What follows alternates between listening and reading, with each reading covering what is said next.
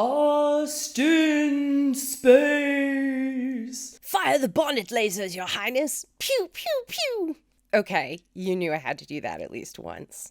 Hi, my name is Jana Shaheen, and I'm going to talk about some of the parallels between the 2005 adaptation of Pride and Prejudice, directed by Joe Wright, and Star Wars Episode 8, The Last Jedi, directed by Rian Johnson. I'm a screenwriter, novelist, and fanfic writer under the pseudonym Elegy Goldsmith, and as might be expected, an occasional cat farmer. Today, I want to talk to you about these two dramas done in the Hollywood style. One is about Georgian-era people kissing, and one is space wizards kissing. Let's talk about what I mean when I say the Hollywood style. Contemporary filmmaking in Western cinema is informed in a huge way by the works of playwright and teacher Lajos Egri. Egri described each story's premise as an emotional proof, such as in Romeo and Juliet, true love defies even death. Modern mainstream cinema is the ritualized journey of a protagonist, which comes from the ancient Greek protagonistes, meaning the chief actor, replacing their fatal flaw with a noble virtue. The fatal flaw is exactly that, a quality or characteristic that's deeply detrimental to the protagonist's existence and leading to their death, either physically or metaphorically, the death of happiness. While the noble virtue, on the other hand, is whatever quality or characteristic the protagonist needs to integrate instead. The protagonist starts in a familiar home world, journeys through the magical world, which is really just an unfamiliar liminal realm, where they confront the failure of their fatal flaw, then face a final test where they prove that they've integrated this new value or truth. The final test is coming no matter what, and it's here that the protagonist faces that physical or spiritual death. The ritual of the Hollywood monomyth is about characters learning to adapt. So, why these two movies? Let's do the quick and dirty. These storylines share the same premise. Hope makes enemies into allies. And the story type is called a Bildungsroman, which is a coming-of-age story, the spiritual, emotional, or moral education of the protagonist. In both of these cases, for Lizzy and Rey, maturity means no longer seeing everything in black and white. Let's talk about how these stories were developed in order to delve into the stylistic similarities.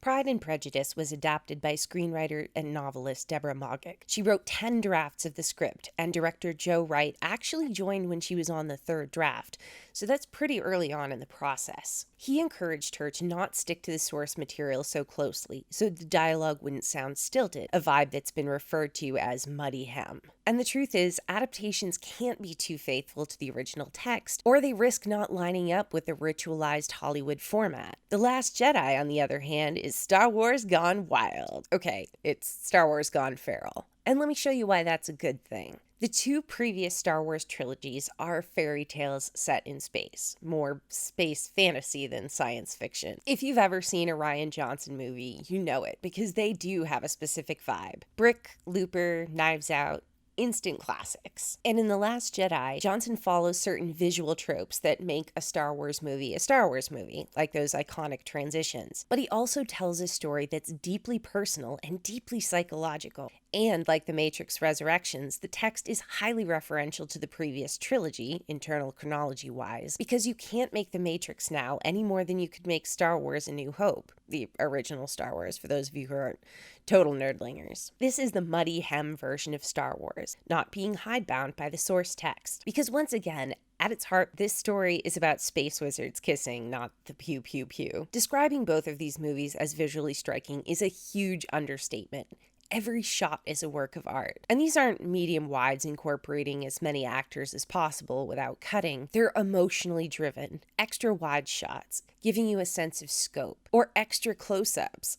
Oh my gosh, those crash zooms. Eyes, lips, hands. These are the centers of emotion. So let's talk protagonists. In Pride and Prejudice, this is Elizabeth Lizzy Bennet, whose fatal flaw is prejudice and whose noble virtue is receptivity. Her false goal, or the thing that she thinks she needs to do, is to get Jane married off. But her true goal, the thing that she needs, is to find her own happiness and, honestly, get free of her family. The protagonist in The Last Jedi is Rey Nobody, and Rey being nobody is central to the story because at the beginning, she's still living with this idealized sense of the world, and therefore an idealized sense of herself. Her storyline diverges from that of her allies, occurring primarily in relative isolation. For most of the story, she's interacting with two opposing voices, that of disgraced Jedi Master Luke Skywalker and her dyadic partner / big bad in the making, Kylo Ren, aka Luke's nephew and former trainee Ben Solo, who's fallen to darkness. Because of that, her story is actually crunched for time, and we're going to analyze it separately from the other storylines in The Last Jedi because it is its own independent thing. Rey's fatal flaw is reverence. She's internalized the heroic legend of Luke Skywalker, and this is actually stunting her growth. Her noble virtue, therefore, is agency. Her false goal is to try to kill Kylo Ren, but her true goal is to find her own path as a Jedi. Prejudice and reverence are both pretty strict values, representing a lack of engagement with the world, an inherent sense of removal, or holding the world at arm's length, which is proving destructive to Lizzy and Rey. And as a reminder, pretty much any quality can be a fatal flaw or noble virtue. It's up to the writer to prove that, given the specific story world and the narrative circumstances. That's ultimately what makes a story satisfying, the emotional proof balancing out.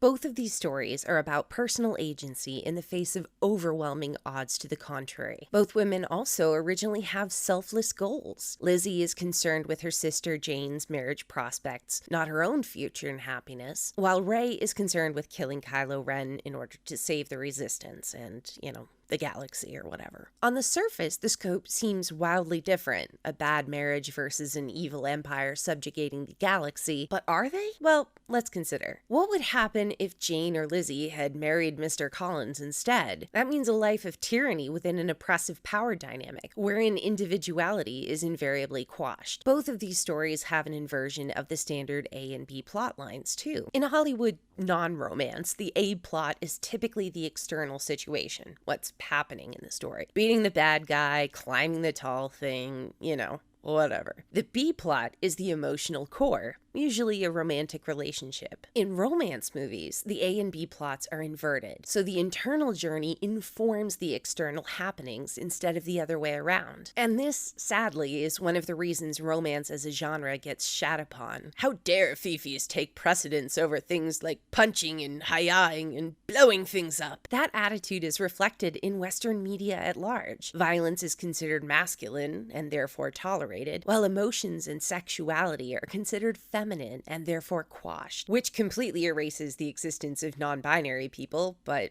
that's the stereotype, right? Male gaze versus female gaze. If you've ever been told consuming romance narratives will give you distorted expectations, take a shot of water, because we stay hydrated in this fandom. Oh yeah.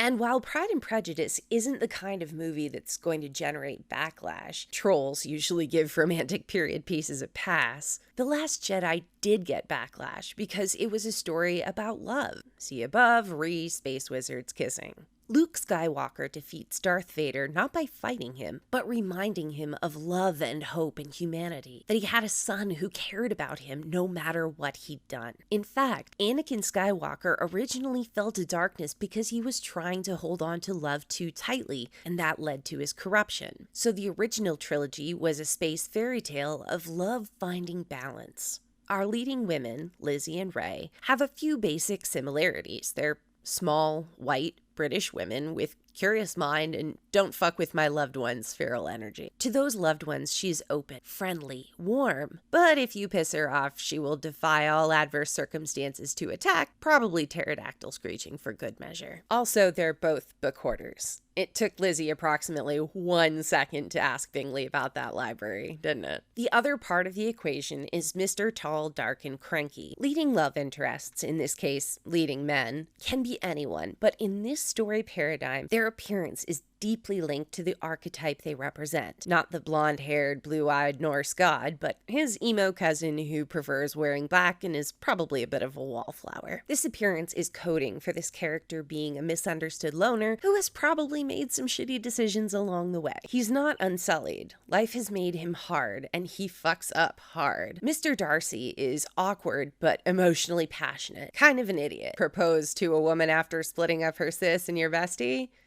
Right.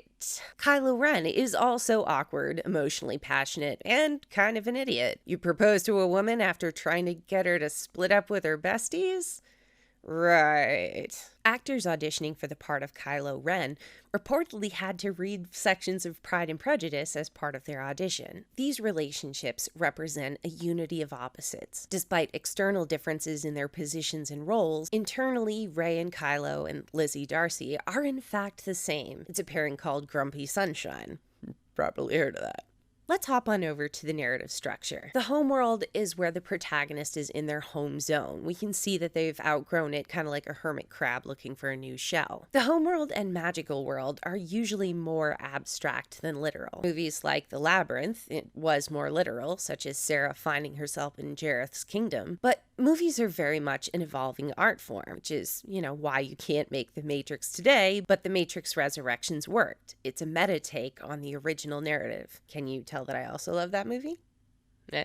Lizzy's homeworld is life living with her parents and 5 sisters and vaguely dealing with the concept of financial insecurity on the horizon. Check out this opening shot of the sun rising over the moors, and remember this for the end. We already know Rey's homeworld because this is the second part of a trilogy, but we get more of that in the opening crawl. She's living life as the golden child of the Resistance on the run in their ongoing battle against the First Order. When the movie begins, she's trying to find the Jedi Master Luke Skywalker in order to convince him to train her. And in fact, the movie actually opens with her having found him because it was a cliffhanger from the last movie. The next tentpole is foreshadowing, which comes maybe about 10 minutes into the movie. This is a smaller crisis involving the protagonist that hints at the story's central conflict and the awfulness to come. Lizzy's foreshadowing point comes at the assembly ball, where she's rah-rahing Jane, saying about how the dudes are gonna fall for her, but then she calls men humorless poppycocks when Jane shifts the attention back to her. Enter Mr. Darcy, whom she describes as looking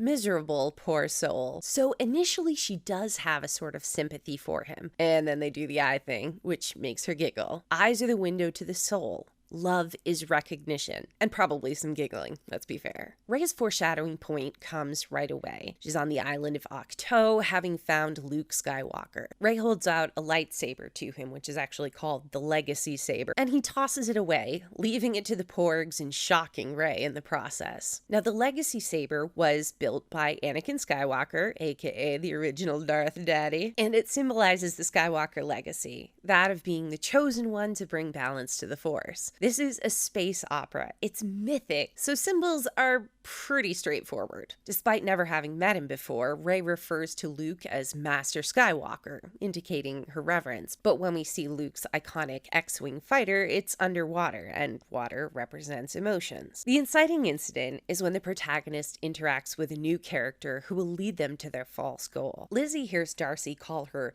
tolerable and responds that she wouldn't dance with him for all of Derbyshire. Sure, Jan. She hits back at him and walks off, thinking that she has definitely gotten the best of this dude. Rey believes there's no light left in Kylo Ren. She's looking for a hero to complete this legend, and at this point, Luke tells her, I think what? I'm gonna walk out with a laser sword and face down the whole First Order? What did you think was going to happen here? Cranky old dude. Finding Luke is the end of Rey's roadmap to the mythic world, her training, and she doesn't know what lies beyond this threshold. Luke's refusal is what puts her on an unknown course. The proto-magical world is like the magical world light. The protagonist encounters new people and forces that push them towards leaving. For Lizzy, this is Jane and Bingley's courtship, Mrs. Bennet's machinations to get Jane stuck at Netherfield Hall, and she walks there to take care of her sister, because she's a good girl. Rey has been observing Luke Skywalker's world, but this isn't her magical world yet, even though the planet is unfamiliar. None of this breaks Rey, a scavenger who's used to a hardscrabble life, out of her mental world of dichotomies. Good versus evil, light versus dark. Seeing the creepy Jedi tree and hearing whispers is the proto-magical world for her. We see this altar of books representing vaunted legendary knowledge, the original Jedi texts. And Luke actually refers to the Jedi as a religion, which is interesting for a whole bunch of reasons. Luke asks Rey twice, "Who are you?" and then says, "You need a teacher.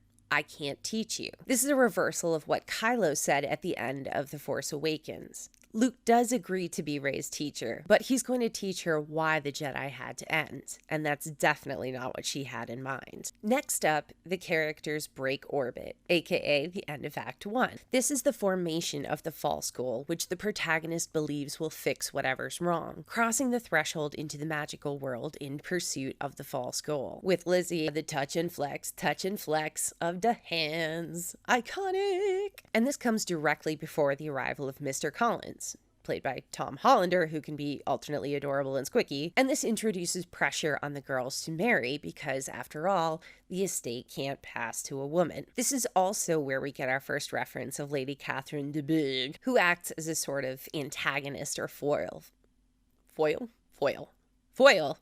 Lizzy.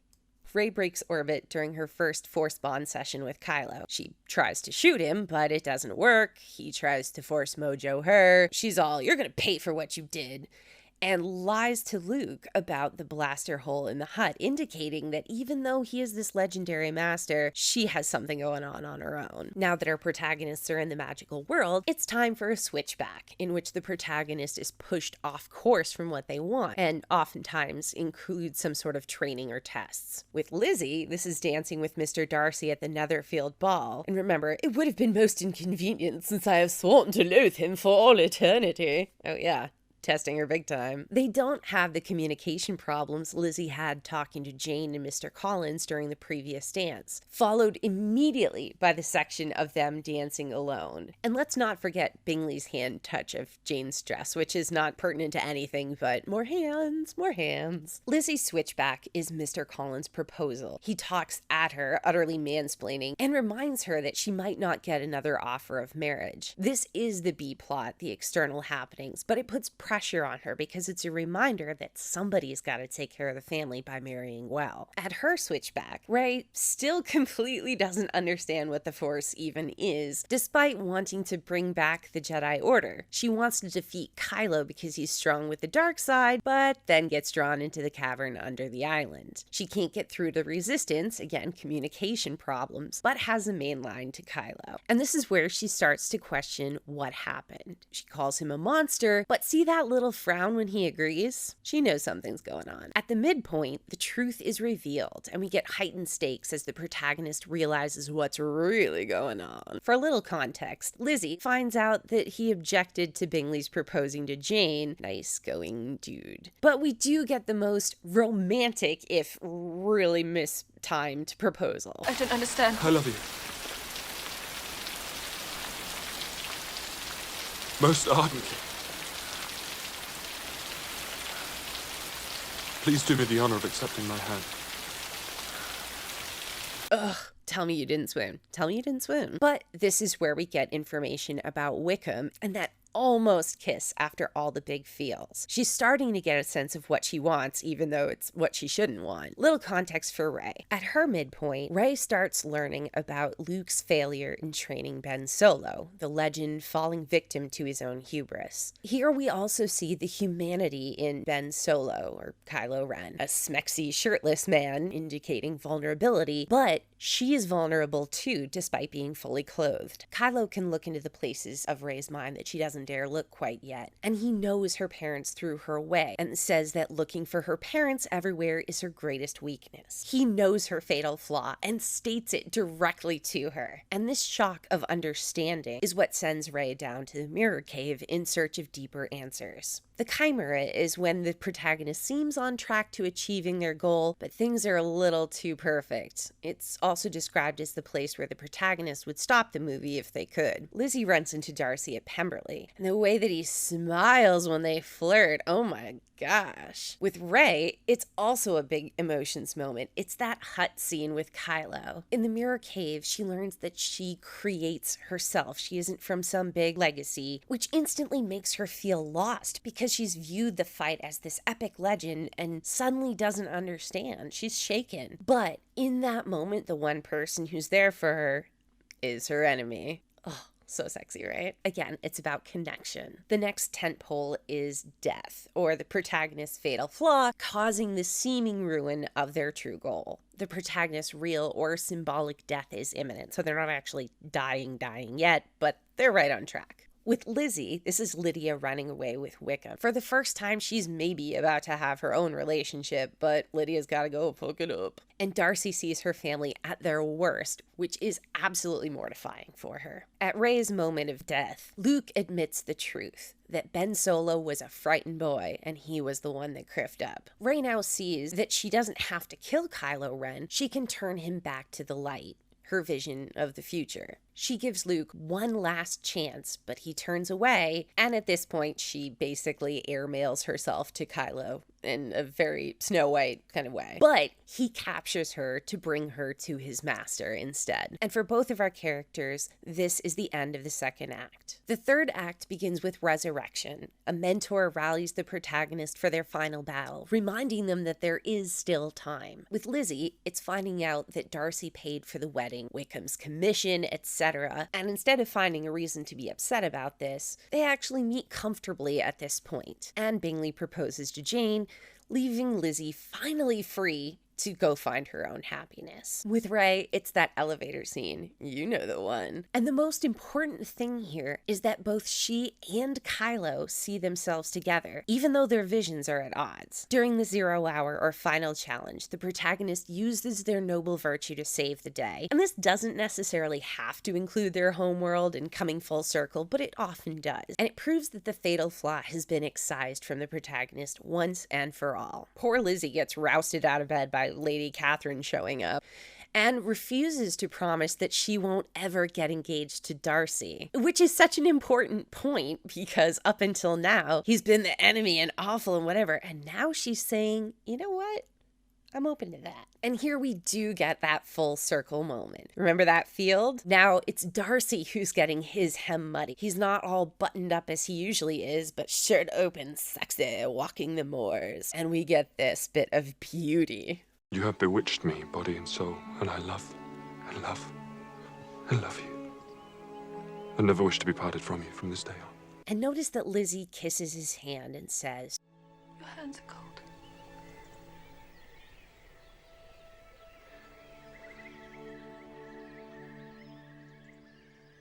she cares for his welfare. And remember how they kiss right now? No, they don't actually kiss, because you know why? This forehead touch is indicative of a union of souls. It's so much deeper than a kiss. Rey fully believes in Ben, and she teams up with Kylo, fighting back to back in one of the most iconic romance scenes of all time. Bonus finger stuff and thigh grab because, you know, we gotta have hand stuff. And we also get this very important shoulder scar, which is two forked lines reaching for each other like hands. Once again, coming back to that whole communication issue. She also calls him Ben for the first time, and while he doesn't really answer, he definitely reacts and catches that lightsaber. And of course, it's the legacy saber that she's tossing to him. Throughout this scene, the chamber's red walls roll away to reveal windows, or true sight. And here we get this beautiful line. You have no place in this story.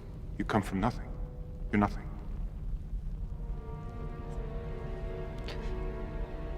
But not to me.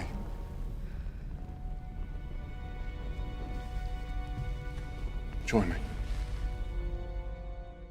Kylo knows that she doesn't have a place in this weird, messed up legacy thingy that's going on, and he's ready for them to take their new path. Both of these characters, who started out as enemies, have reached a point of mutual understanding. At the end of our stories, we have a bit of a coda, which is where loose ends get tied up and the protagonist is shown safe in their new life. With Lizzy, this is actually talking with her dad, because this is the person who stood up for her when she said, "Nuh-uh, I'm not marrying Mr. Collins," and now she's seemingly marrying her enemy. And now she's comfortable enough going to her most beloved parent and saying, yo, this is the person that I'm in love with. The story skips right to them being married because, honestly, the in-between time doesn't matter. There's tons of fan art out there, including some actual crossovers between Kylo and Rey and Lizzy and Darcy, but I digress. And Rey and Kylo get married too.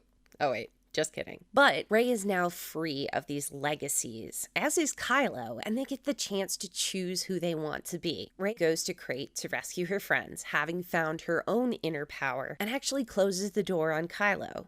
For now. It's also important to note that she did take the Jedi text before leaving Ahch-To, indicating that she's going to take what she wants from the Jedi Order and leave the rest. So in conclusion, these two characters and their stories are incredibly similar. They're scrappy, selfless women trying to find balance within patriarchal power systems. If anything, I think that this demonstrates the viable market for emotionally driven stories like Jane Austen's set in modern fairy tale universes, or one set in the far future. Frighteningly little has happened in the way of female empowerment and intersectional empowerment since Jane Austen's day, but seeing avatars of Jane's heroines echoing through space and time, it gives me something that's rare and precious in this complex, ever-evolving world of ours. Hope. Thank you for tuning into this presentation, and a hearty round of gratitude to the organizers of Virtual JaneCon. This is truly a fantastic event and a way to connect with y'all fellow nerdlingers. Places I lurk include my website, elogygoldsmith.com, my Twitter account, elogygoldsmith, where I'm on my usual bullshit, and hopefully someday soon, a bookstore near you.